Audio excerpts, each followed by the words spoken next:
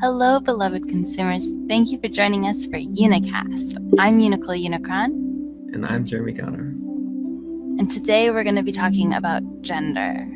When I was a kid, I didn't know that transgender existed. I didn't know anything except that your genitalia meant that you were one gender or another. I didn't know about gender fluidity. None of these concepts were available to me as a kid growing up. And I think if they had been, I would have felt really differently about myself and my identity. So I wonder how different it'll be for kids growing up now with this information readily available. Gender was not even really a question when I was growing up. Like, it didn't even really cross my mind that much. I didn't think too much about it. I didn't really see a line between the two. And then when we had like high schools and everything, there would be like girls' high schools and then boys' high schools. And then there would be like a high school that would have like both. And the one that I went to was both. And that just seemed like the most normal. It seemed so strange to me to be like going to an all boys school. Like that was like a strange concept to me, that they would just like separate educations apart. I was like, I don't even understand, like, why do they have to be separate from each other? And when you actually look at the curriculums, it's like both high schools have quite different things that they teach based on, what gender you are, which I think is so strange. Like, if girls really wanted to learn about like woodwork or something like that, then they would have to go to the boys' school to learn that. Like, that wasn't integrated into the girls' school. Things like that. There was a lot of like strange sort of traditional stuff that came through like that. So I wasn't exposed to that because I wasn't sort of at these schools, but it just really was interesting to me that they were able to separate these two things apart. Yeah, that's like a really extreme example of like the separation of gender, like a really obvious example at least. But there's like hundreds of thousands of examples of that just in our day to day that are not so obvious. Like maybe even at like a school where there would be a boy and a girl, there would be boys and girls. Like you would find the class with woodworking like overwhelmingly dominated by males, right? Or like Mm. for instance, when I was in high school, I wanted to be taking AP Computer Science. It's like the college level computer science class, and I didn't get into it. And it was like there was really no reason why I didn't like. I had perfect grades to be able to get into it and everything, and like ultimately it was just pretty much only boys in the class. And so I think they were worried that like a girl in the class would be disruptive. So I wasn't allowed to like be in that class because it was like against like what was traditionally Mm-hmm. gender. There's like all Yeah. these separations. Even when I was working in like the restaurant industry, like there was we were only allowed to have hosts as girls and boys as bussers, and in the kitchen it was only men. And I think that the restaurant I worked for actually got sued for doing that because they had really strict gender separation between the duties. That's the thing. There are like a lot of people that are doing that in jobs, but they know that it's legally, like, even though they're legally not going to get in trouble for it because of how it's set up. Our society is still built in this way that it is hard for certain people to get certain jobs because of their gender. Every individual has to change that. Like, setting a law and being like, you have to interview girls and guys isn't going to change it if the individuals haven't changed their ideas about it. That's so true. And even talking about getting a job, like at the end of that's the end of the road, right? Because like, okay, I wasn't like allowed to take computer science in high school. So like that kind of diverted my entire like path where I ended up studying English in college instead of like computers. Like if I had gotten into that computer class, who knows? And I would have ended up in tech a lot sooner than I did end up in tech. Like there's what I'm trying to say is like the whole society is built in a way to discourage people from entering into these other realms. It's not just even just the one individual sitting behind the desk saying, okay, yes, you're hired because you're qualified, but it's like this whole systematic like working of not letting people get qualified for certain Mm-hmm. types of work, which is so strange because what is what is the difference between boys and girls, Jeremy? Like, emotionally and spiritually and everything, there's very little difference. And I think, like, what we were saying the other day is that both genders have the capacity and the potential to be the same. as far as, with jobs and everything, with whatever they're doing in life. It's like they have the capacity to be the same. We were talking about this. So the difference between all these differences that people are so ready to point to, all these books and all these talk show hosts or whatever is happening where people are like, oh, well, men are this and women are that and the brains are different and all this stuff. It's like there's a biological separation, sure, but that's not like most people aren't just born like 100% male, 100% female. We have testosterone, we have estrogen, like we all have all of these things. A lot of people are born intersex, where they're born like kind of somewhere between these two extremes. And a lot of these like separations, I think you can trace it back to just social conditioning and evolution over the course of the last, several hundred, several thousand years of gender expectations. So this weird separation of gender, which ultimately I don't really believe needs to exist, over the course of, hundreds of years, thousands of years, has made maybe women's bodies smaller and not as strong traditionally, or has changed our brains to be more this or that because of the expectation and the way we act and the reinforcement of our behavioral patterns with regards to our physical and genetic forms. And we're like even hearing a lot about like left and right brain stuff. Like a lot of people will often, I don't even know which is which. I think left is it like creative and right is Analytical, I think so, yeah. analytical.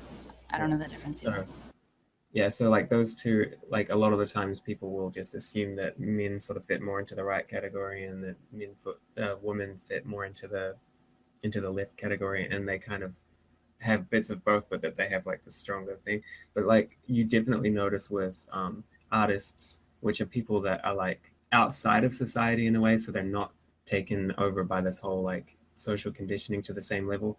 You notice that their brains, regardless of gender, cross those two things over a lot more, which is so interesting that you would see an increase of that in people that are not so deeply a part of society. Because I do think what you're saying is completely true, that through this social conditioning we've like conditioned ourselves to be thinking in a certain way or to be feeling in a certain way, so that men don't have as much of this emotional side or women don't have as much of this analytical side. But it's not true at all. It's just like where they've been conditioned to like focus their thoughts. And so they're basically, because of this whole like gender conditioning thing, we've reached a place where people are changing the whole structure of their brains and their whole potential, because they're not even focusing on the parts of their brains that are necessary and required to like fully function, which is like completely out of balance. When I first started thinking about gender, I mean, a lot of people, they get really upset and they really want to like cling to gender. And I was the same way when I first started thinking about it. And I realized it's just because our identities are so connected to our gender, and to our gender expression.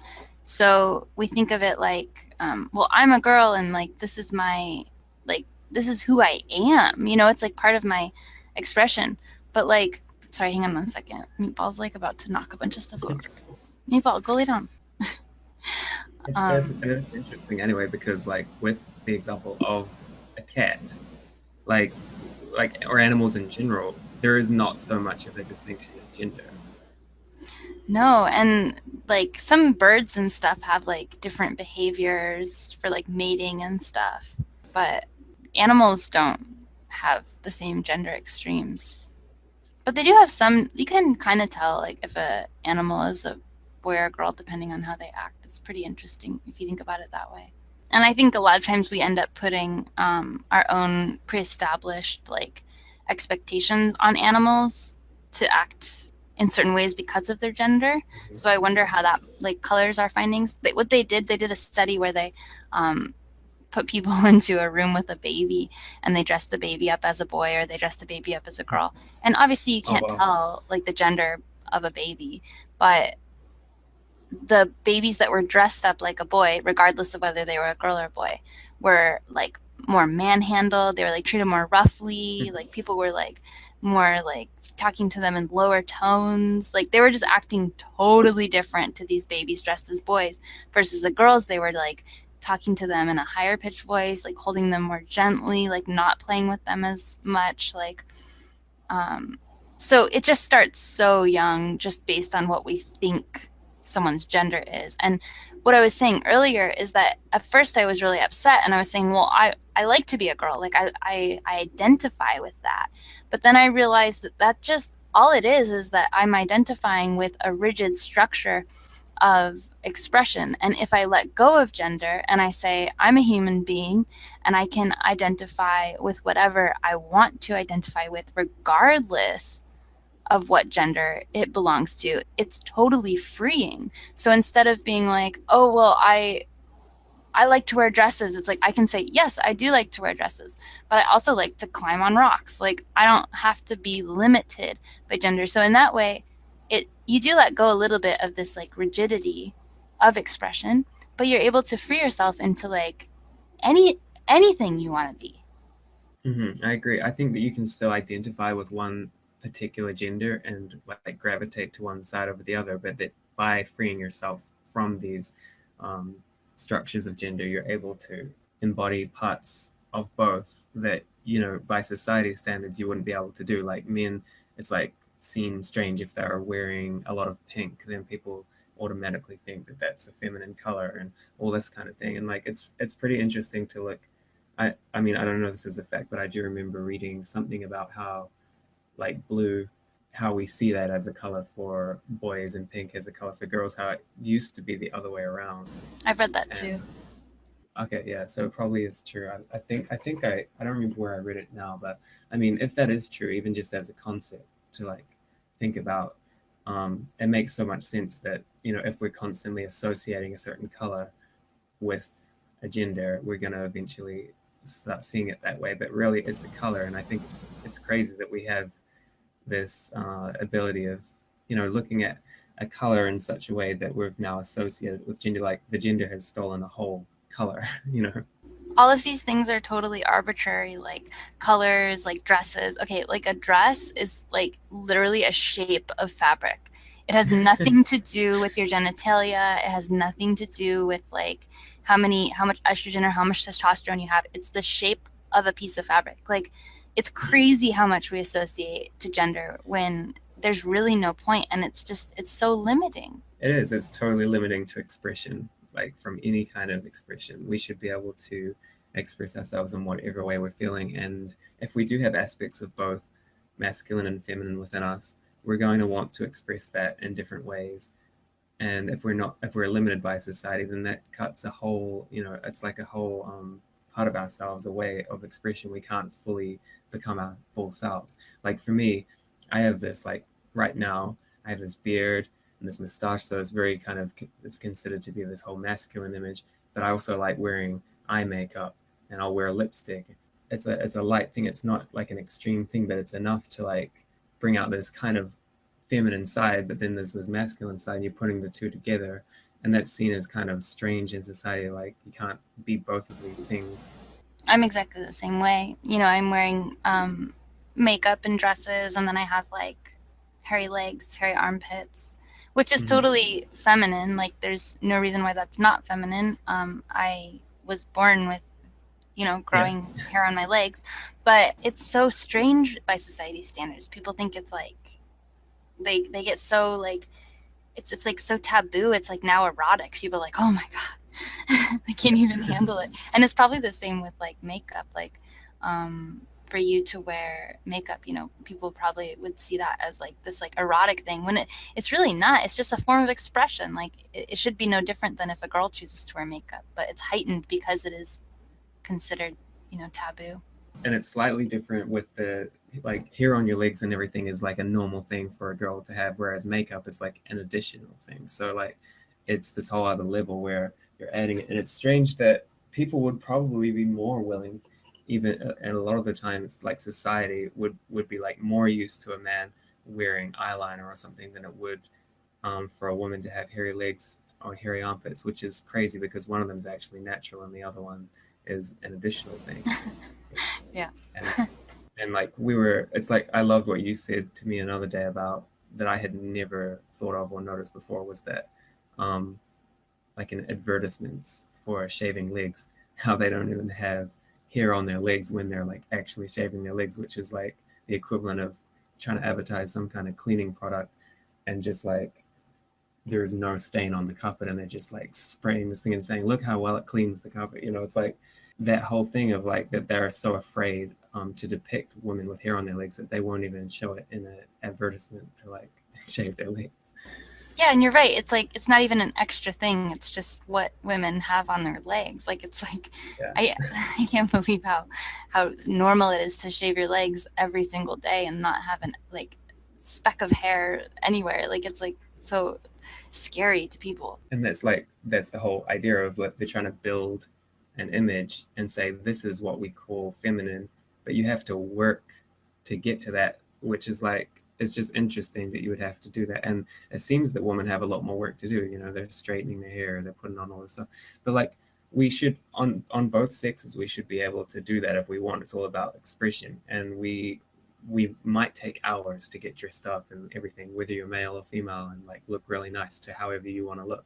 That's all a mode of expression, and I think it's all valid. And like, if you want to have shaved legs as a girl or a guy, that should be considered okay. Or if you want to have hair legs, that should be okay. It's all expression and what you're doing with your body. But we shouldn't have these like preconceived notions as to which gender you automatically fit into by doing a certain one of those things. I think it's like I think probably women do have like more expectation placed on them to embody femininity, but I also think that like the idea of masculinity can be really damaging and detrimental because instead of like an outward expression, it's more of a suppression with masculinity. So like you have to suppress your emotions. You're not allowed to True. cry. You have to be strong. You have to be callous. You have to be violent. All of these things which are not normal for a lot of people, whether they're male or female. The very fact that they're having to suppress them and that it doesn't feel natural is such a strong indicator that that's not naturally how men even are. That's how they've been forced or raised to be through the conditioning of the movies we've been raised on, the books we've read, and how we're always seeing men depicted in this role, and also the men that are depicted in the media as kind of like role models or whatever they put out there. These images that men then feel that they have to grow up and become like that, and it's like, yeah, all of those things are so arbitrary, And they're really damaging fundamentally. completely damaging.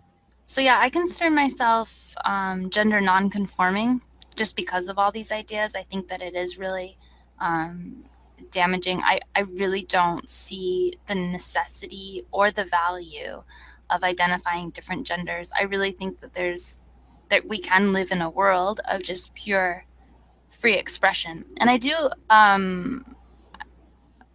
go by like the pronoun she, you know, like I don't ever like tell people to call me a different pronoun than she because I definitely read as female, and that's just like practical for like the world that we currently live in. But I would love to see us move into a way of expression where we have gender neutral pronouns, where it's not they, you know, but we could integrate a new word um, that is easy to use that we can just apply to everyone, and no one has to go by gender pronouns because they're it's not really helping us. It's just separating us. We're all one, right?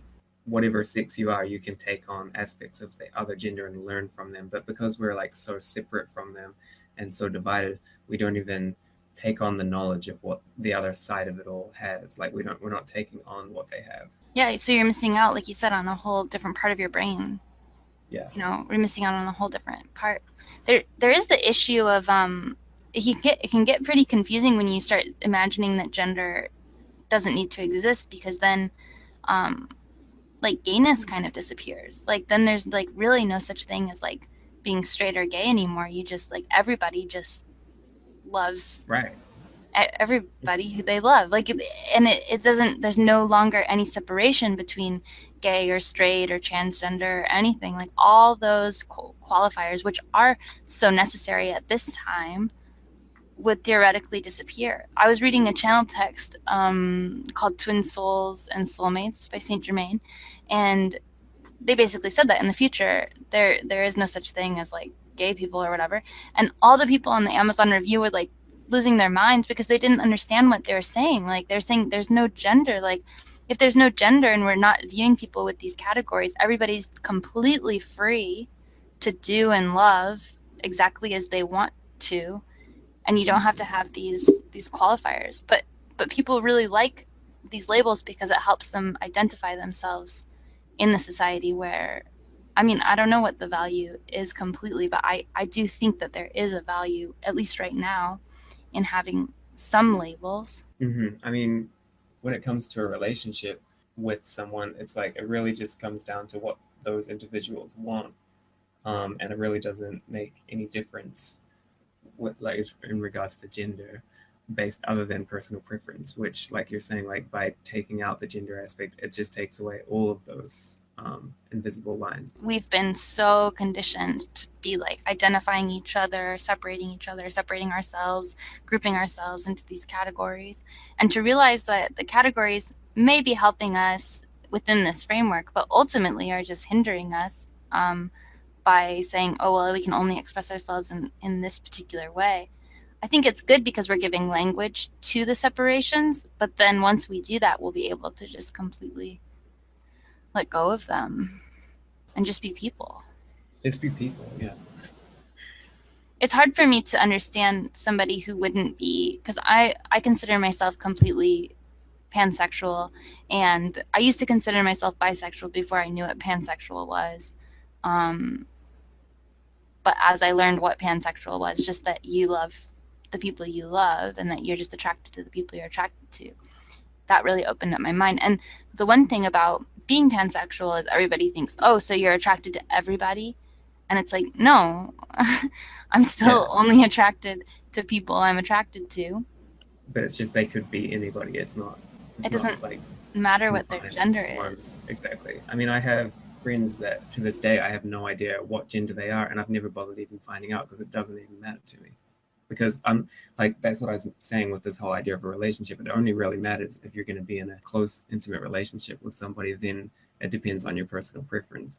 And it doesn't matter in a worldly way, but it matters to you on a personal level. But if you're not going to have that and you're just having these friends, it doesn't, I'm not going to be different around these friends if I find out that they're a girl or a guy.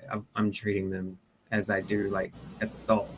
Right? Like, we're not going to be like, well, do you have a penis? Like, I can't. Yeah. Like, And then I they're mean, like, that might matter if you're seriously going to be engaging with them sexually, like you said, but other yeah, than that, like, what, that's the why does only it thing. matter? Yeah.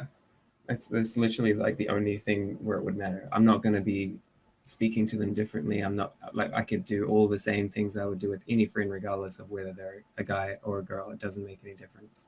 Yeah, I think that's really healthy. And so, what do you think the future looks like? Do you think we'll be able in our lifetime to see people completely let go of gender, or do you think that'll take, how long do you think that'll take? I do think there's always going to be this knowledge of this separation as far as there is a distinct difference physically and probably on all these other levels as well. But the difference is going to be blurred to where both sexes are going to be able to take on aspects of the other so that there is this kind of, wholeness that's there. That sounds confusing, but I don't know. How do you look at that? No, I mean, I understand that completely. I guess like the only difference is like I don't see the physical differences as strongly because first of all, there is like the fact that intersex people exist and the fact that there are a lot of people who are born like hermaphroditic or like these in between genders where it's not really a binary. There are probably, we if we wanted to categorize all the genders, we could probably find 75 genders or something like that. Mm-hmm. um, but I also think through technology we're going to see some crazy shit. I Yeah. mean, there's surgeries now, right? Like Mm-hmm. surgeries you can be completely changed from one sex to another sex, maybe without the capacity to create a baby.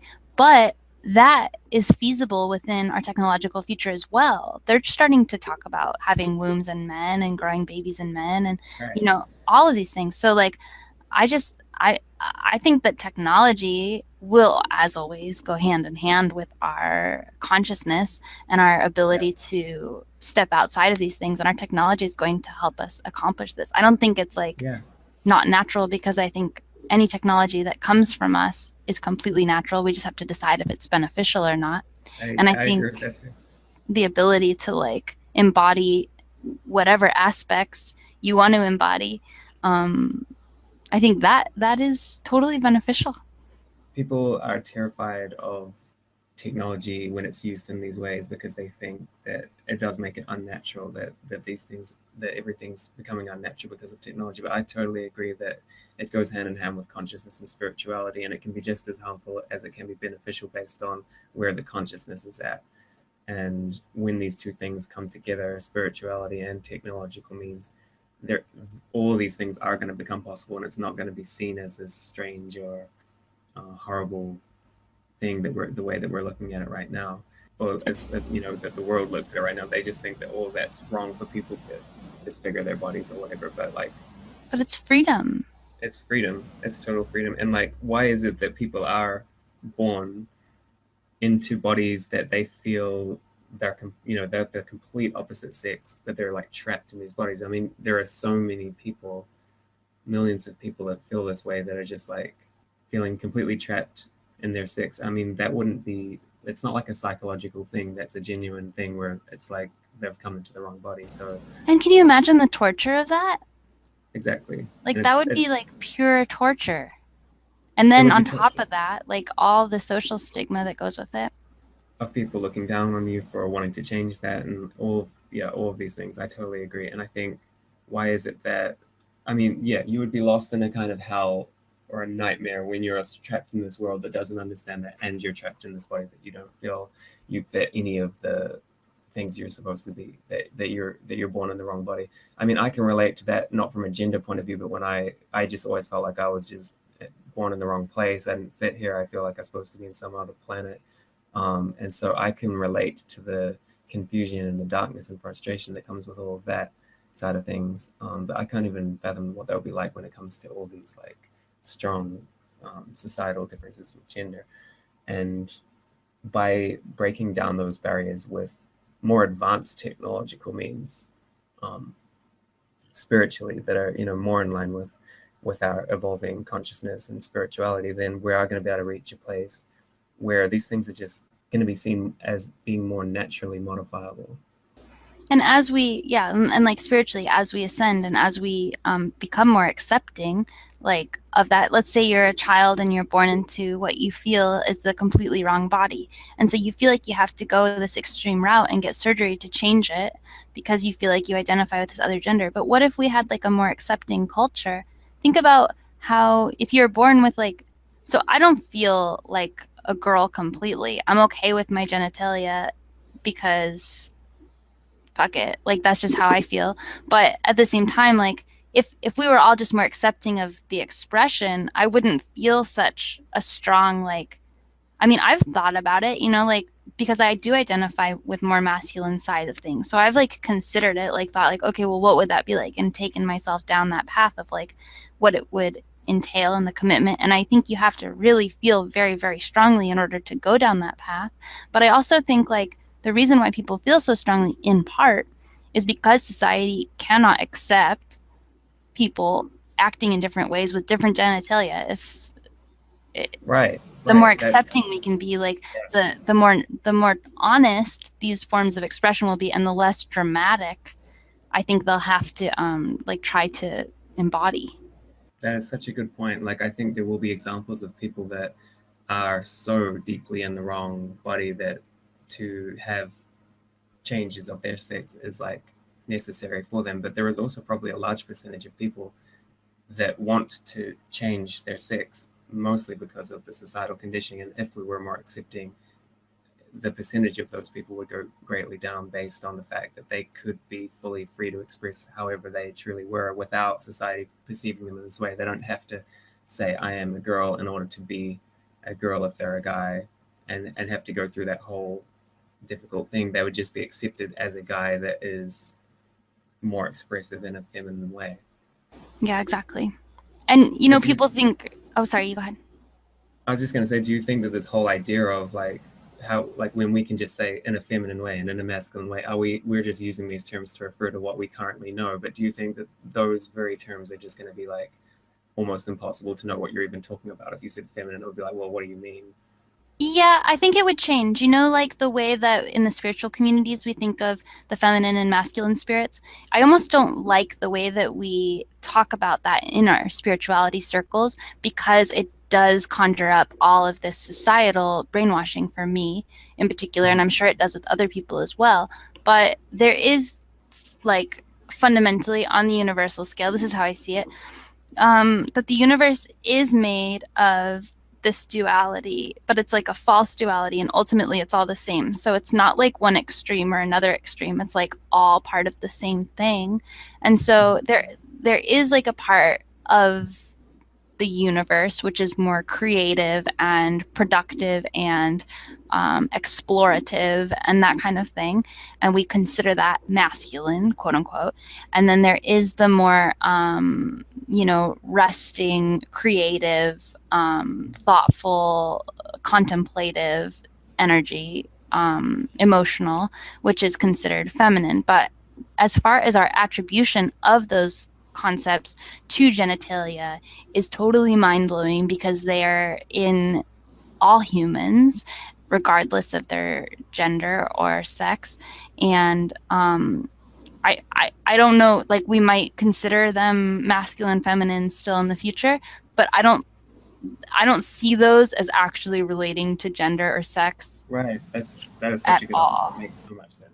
That's the idea of it doesn't matter which side you're on as long as there is still going to be this duality throughout the universe that we're going to see these two different sides, but those sides aren't going to be limited to gender. And they're within all of us. They're not separated Yeah. in Hmm. a duality, like in a separate duality way. They're in all of us. And so we have the capacity for all of them.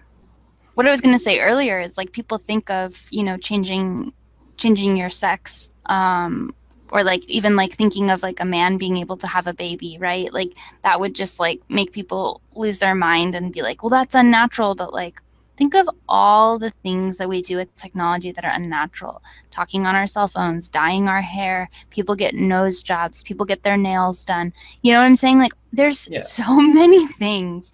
Just because we think of these, like we have a arbitrary line of what is acceptably unnatural and what is unacceptably unnatural. That makes me so upset because technology is affecting us all the time on all these levels. And for somebody who's like probably had a facelift say, I don't think men should be having babies, it's like, it drives me crazy, Yeah, where do you draw the line with that? people I mean, talking like that. everything that we have has all been modified in some sense by technological means to not even be what it originally was in its initial state. And that's progress. That's how we survive. That's the beauty of human expansion. Technology is incredible. It got us to where we are. That's why we still exist as humans. Exactly, and it's also the means to the opposite of that. Like it can be used for destructive means, and it has been used for that in the past, and we're still using it for that because there's so many things we could do technologically to improve our environment that we're not using right now. And even just yesterday, we were looking at this whole idea of solar and everything, solar energy, and the whole idea that we're not embracing all these different ways of bringing energy in. It's like showing how we're using technology in this like primitive way for money reasons and everything, and it's actually affecting and harming us. But if we were to evolve technology completely in line with our evolving consciousness and spirituality, all of these things would be in a much purer and better state, regardless of whatever it might be, if it's physical, gender, or any other kind of thing throughout life that is, that we're facing right now. There's so many different things we can do with technology that could be more beneficial. I love that. I love the way you describe that because, I mean, it's absolutely idiotic for us to be developing any technology which harms another person, because when you harm somebody, you're harming yourself. So we're all connected. We live in a closed loop system. So any technology that is like actually harming people is like so dumb.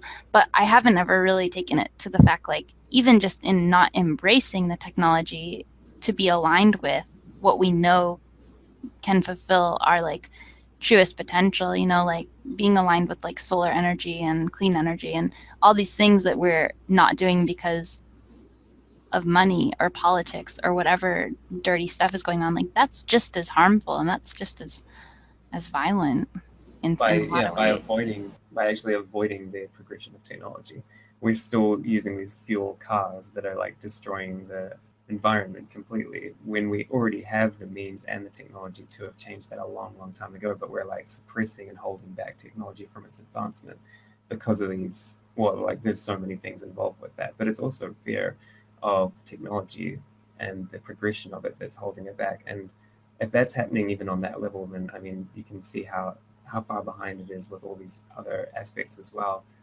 And if we were able to evolve it more in this spiritual way and combine those two more deeply, then I do think there would be like a rapid progression in what we could utilize technology to do.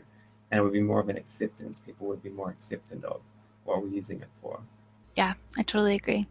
So basically, as a conclusion, you would say like we should really all just become more accepting and loving and able to fully express whatever it is that we're feeling and whatever we're identifying with in this more androgynous kind of way where we don't have to be so concerned about these physical barriers and boundaries that we've set up for ourselves, but to see it beyond that as the angels that we all are and able to just express ourselves from a more spiritual point of view of and from a place of total acceptance and love for one another. Yeah, absolutely. And love for yourself. So I would say the best advice I could give is to start looking at your own life and see where gender has been shaping you and also where it's been limiting you. And think of those inclinations that you have, which you've restricted yourself because you didn't align with that gender, whether it be emotional or productive or whatever. And then start to allow yourself to, explore those other sides of yourself and simultaneously be more accepting of people who are also doing the same thing. We're all evolving together. Mm-hmm. It's not like one person's going to evolve without the other. We all have to grow together because um, as we become more accepting of ourselves, we can become more accepting of each other, and then we can all live in a more authentic way. And authenticity is really the key to enlightenment. Exactly. So I just think go out fearlessly and express the way that you're really identifying with, regardless of the fact that society hasn't caught up with it yet, because that's the way that society is going to catch up, and it's not going to help if everybody's just suppressing what they really are. Society's not going to change that way because everybody's too afraid to be themselves. But it's the more and more examples that come out and be like, no, this is how I feel and this is how I'm going to express. Other people see it, it gives them confidence. It's going to change everything really rapidly. So it's like all related to these strong, brave individuals that have to go out now fearlessly to make those changes within themselves. And then that ripples out into the world. It's all this big ripple effect. And of course, it's going to be harder for the first people to do that, but they're like the heroes, the ones that are like setting the way, the trendsetters. I think take advantage of the fact that it's looked down upon in certain areas or that people don't understand it yet. I think go for that and like experience that wholeheartedly and like fearlessly and don't worry about how people are going to be perceiving you because you're like changing the way and setting the new ways. And there's a community to catch you. There's communities all around who are doing the same thing. So So much it's support. not like you're completely alone. Even if you're alone in your one small town and nobody gets it, like at least you have the internet. At least you have people, who are talking about these things and who are understanding. And it's even on TV. Like there's like some. It's like on MTV. Like the True Life episode after mine was like gender issues and transgender parents and what it's like to be transgender. So like it's definitely growing and being talked about. So just know that you're not alone in this bravery, and even though it might feel kind of like it, that everyone will catch up. Just like everything else, they try to push the extremes of these things in the media. It's the same with feminism. They try to make it so mainstream and they push it out in this extreme way to almost where it becomes like watered down in a way. And they've done the same with gender and they've almost made it into a joke, and it's not like that. It's like, I think just ignore that whole mainstream thing and just go out and just be whoever you are, whoever you want to be, and the rest is just going to fall into place as it needs to be. Yeah, that's a really good point. If you liked this podcast and if it benefited you, think about donating $2.22 to us. The link will be in the profile somewhere. Just click around. Thank you so much. Oh, all these lines of mine designed to lead you far away. Fly into a higher plane where nothing can stand in your way. I just want to find a sweet solution to this maddening phase. I don't know just who I am forever in this world of gray. Lift you up and take you to my goddess, the mother of life. On our way we'll find a sweet solution to this maddening place. I can find you in the darkness, you can find me in the light. If I do not answer to your summons, call me in the night. I've been here from time immortal, flying on wings of Anthony. I will take you to the fairy forest if you trust in me. I will never lead you far astray, my child, I love you so. I would never leave you in the darkness to face life alone. I know what it's like to feel afraid, my friend. I've always been hiding in my secret world, away from everything you've seen. I am the enchanter, I will weave a spell upon your mind. I will take you to this sacred place beyond those space and time. Find me in the music, find me in creation. I am yours, I will never lose my soul to their perverted lies and laws. You don't have to be afraid with me, I'll never let you down.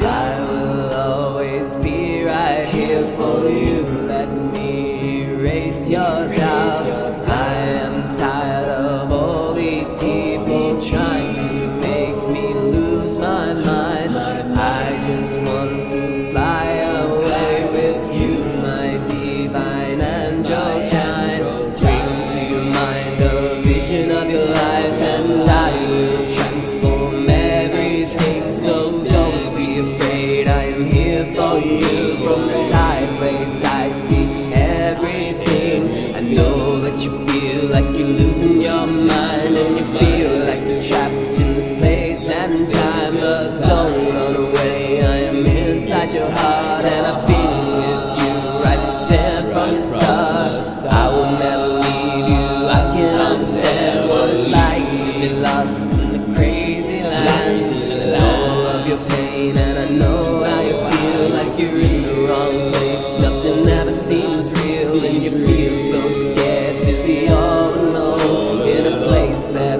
feels so far from home. But I'm still here with you, like I've always been, and I'll never leave you there all alone in your dream. Don't feel like you're lost, 'cause I'm still in your heart, and there's no power in the universe to break our love apart. This is the highest love that you will ever know. It's the truth in your mind that will grow, grow, grow, like the flower in your heart where I planted the seed. So that one day soon you will set your soul free, and when you fly ever higher from the physical world, you will see that you're an angel, not a boy or a girl.